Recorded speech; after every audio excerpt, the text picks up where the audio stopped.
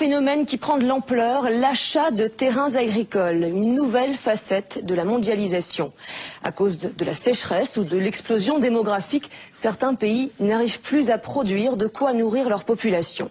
Alors ils décident d'acheter des terres fertiles là où il y en a. L'Eldorado, c'est l'Afrique. Ces 5 dernières années, 2,5 millions d'hectares de bonnes terres africaines ont déjà été vendus à des entreprises étrangères. La Chine arrive en tête. Elle, qui a déjà largement investi dans l'exploitation du pétrole et du minerai sur le sol africain, vient maintenant y produire ses denrées alimentaires. Exemple au Cameroun, où les entrepreneurs chinois pourraient à terme faire main basse sur toute la production céréalière du pays. À qui profite cette razzia chinoise? Reportage de Patrick Fandiou. En apparence, rien n'a changé au cœur de cette forêt camerounaise. Pourtant, derrière le cliché de la carte postale, voici l'un des champs d'une nouvelle bataille mondiale pour la conquête des terres agricoles. Sur les rives fertiles du fleuve Sanaga, les villageois ont ainsi vu débarquer de nouveaux visages, parlant avec d'étranges et lointains accents. Bonjour. Monsieur Chang n'a rien d'un touriste chinois égaré là par hasard. Depuis 3 ans, ce professeur en agronomie fait partie du décor du village de Ndioré. Et avec les jeunes villageois, son arme de séduction favorite, des cadeaux comme ses maillots de football, le sport roi au Cameroun. L'opération de charme n'est pas désintéressée, les Chinois convoitent les terres du village. Ils en exploitent même déjà une parcelle sur laquelle ils ont reproduit le paysage d'une rizière asiatique.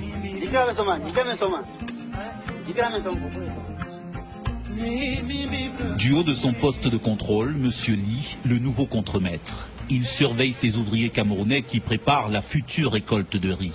Et pour pouvoir leur donner des ordres, il a commencé à apprendre des rudiments de français. Ici, le patron, c'est M. Wang, pas peu fier de nous faire le tour du propriétaire. Sous son contrôle, à terme, 10 000 hectares, 100 millions de mètres carrés. Le Cameroun nous les a gracieusement offerts pour planter les céréales. Pour l'instant, c'est un champ d'expérimentation. On teste 200 variétés de riz pour avoir les meilleures semences.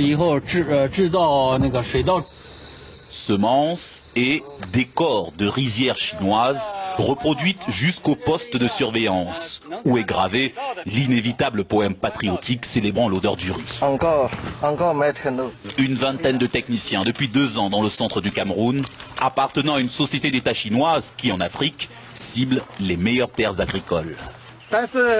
Bon, c'est vrai, il y a beaucoup d'arbres. Il va falloir tous les couper.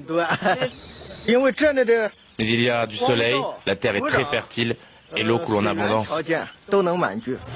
8 heures de travail par jour, 40 € par mois, les paysans camerounais découvrent l'envers du miracle économique chinois. Il n'y a pas de contrat. Tu as un l'accident, toi-même tu vas t'en occuper. Tu es même malade, toi-même tu t'occupes de toi-même.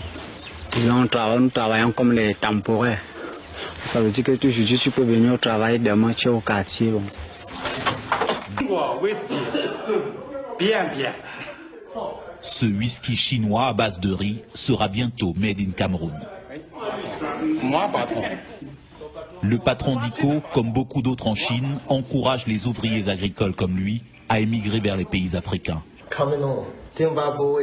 Au Cameroun, comme ailleurs sur le continent, la Chine cherche à compenser la disparition de ses propres surfaces agricoles, à occuper ses millions de paysans sans terre, à maîtriser à terme sa sécurité alimentaire. Déjà une dizaine de centres pilotes dans les pays africains. Et sur le terrain, les ouvriers camerounais multiplient les plaintes. Celui-là en a assez d'aller au champ avec ce qui reste de ses chaussures de ville. Ça, c'est les chaussures de la maison. Et vous travaillez avec? Normalement.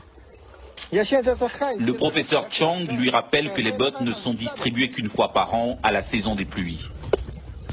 Les bottes, c'est un an, une fois. Nous, actuellement, là, nous travaillons pour eux. Ils doivent vraiment, normalement, nous habiller. Et normalement, nous mettre au moins un peu à l'aise. Et le paiement, même aussi, médiocre. Nous supportons seulement les 1000 francs de la journée. L'évocation du salaire de l'employé, 1000 francs CFA, 1,5 € par jour, met brutalement fin à la rencontre. Une main-d'œuvre bon marché que les Chinois recrutent parmi les jeunes paysans du village. Des paysans qui n'ont pas été associés à l'arrivée des nouveaux maîtres sur leur terre. Pourquoi on n'a pas de contrat de travail.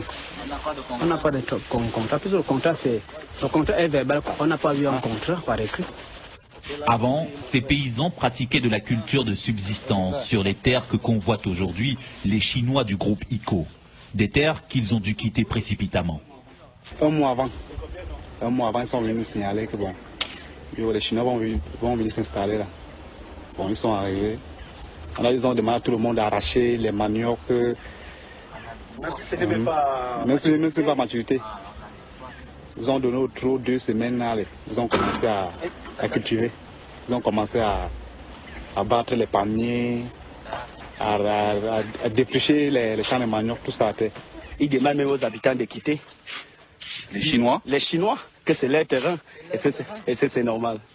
C'est pas normal. Ils disent que c'est leur terrain. Ils doivent cultiver, construire, quoi, on ne sait pas. Personne à Ndioré ne connaît d'ailleurs les termes de l'accord que le groupe chinois négocie avec le Cameroun. Même confidentialité sur un autre projet du groupe ICO, le rachat de cette usine abandonnée, spécialisée dans le décortiquage du riz. Pour l'acquérir, les Chinois ont pris contact avec Louis Kenze, un ex-employé devenu la mémoire vivante de ce bâtiment fantôme. Les lampes, il n'y a plus rien de tuyaux, les cornières, les restes de semences qui étaient. Il sait que si les Chinois reprennent l'usine, ils auront à terme le contrôle d'une bonne partie de la chaîne de production céréalière du Cameroun. Ce qui l'inquiète le plus, c'est l'arrivée d'une main-d'œuvre chinoise que la rumeur évalue à plusieurs milliers d'hommes. On nous apprend que si jamais il y a à recruter 3000 personnes, eux seuls fournissent 2000. Ce n'est pas acceptable, parce que nous aussi, on ne peut pas accepter qu'on soit inondé de Chinois ici, alors qu'on a des gars qui sont au quartier. Allô, monsieur Wang? Moi, français un peu, je ne comprends pas. Tu ne comprends pas français? Oui. Mais oui, l'interprète... Même s'il craint une invasion de travailleurs chinois, au téléphone, M. Kenze se laisse amadouer par les repreneurs du groupe ICO. Hein? Demain matin, moi, téléphone-toi. Oui, tu vas m'appeler demain matin, hein? Oui. Ok, bonne journée. Ok. Oui, salut moi, monsieur Wang, hein? Oui. Oui. Okay. Finalement, au lieu de voir son usine décrépir, il préfère encore qu'elle soit rachetée par les Chinois qui l'ont couvé ces derniers mois de petites attentions. C'est le cadeau que la dernière mission chinoise m'a donc remis. Et il me dit, il voulait donc montrer que nous sommes ensemble et qu'ils étaient intéressés par le travail qu'on a, le travail abattu. Ils étaient prêts à acheter des cartes si j'acceptais les vendre. De précieuses cartes qui contiennent un trésor d'informations, car ce qui intéresse les Chinois, c'est moins l'usine elle-même que les immenses terres qui l'entourent. Voici toute l'étendue de la concession, comme vous voyez. Ces terres sont vraiment idéales pour la riziculture. Très convoitées pour ceux qui veulent faire à grande échelle. C'est disponible, les terres sont disponibles. Tout ça, l'ensemble, c'est 14 000 hectares. 14 000 hectares, la prochaine cible chinoise au Cameroun. La Chine, en quelque sorte, est à la conquête de l'Afrique. Avant de se quitter, le professeur Chang tenait à nous montrer les premières récoltes de ce riz chinois made in Cameroun. Récolte presque tout épuisée, déjà vendue à un prix inférieur à celui du marché local. Reste l'invendable, les mauvaises graines offertes à ses employés camerounais. On donne ce riz-là gratuitement à ceux qui travaillent bien à la ferme. C'est comme une sorte de récompense. Une conquête des terres agricoles dénoncée par plusieurs ONG comme un accaparement menaçant la souveraineté alimentaire des pays pauvres en cette période de crise.